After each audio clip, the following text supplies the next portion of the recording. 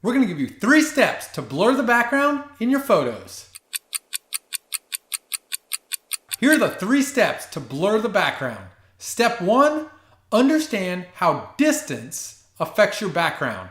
To get the most blur, your camera should be close to your subject and your subject should be far from the background.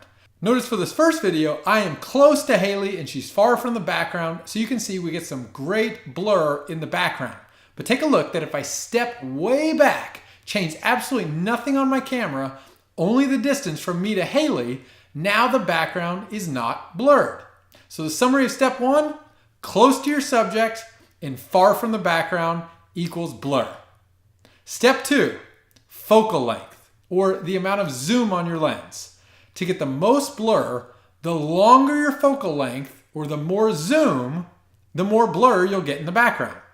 Now here's an example of a long focal length of 200 millimeters, and you can see the amount of blur that we got. And then here's the opposite with a wide focal length, and everything else is the same distance, the same camera settings, and now you can see we don't get much blur in the background. So step 2, the longer the focal length, or the more zoom, the more blur you'll get. Step 3, and this one's the most critical, is aperture. Now if you don't understand aperture, then you'll want to watch this video that explains what it is. Now, assuming that you understand aperture, the tip to get the most blur is that the lower the f-stop number, the more blur you'll get. Here are 2 examples.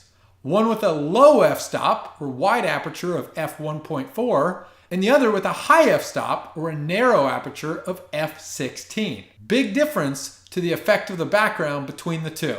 So that's your quick tip on how to blur the background with these 3 steps. Now, each of these steps do work independently to blur the background, but if you put all of them together in the same shot, you'll get the most blur in your background.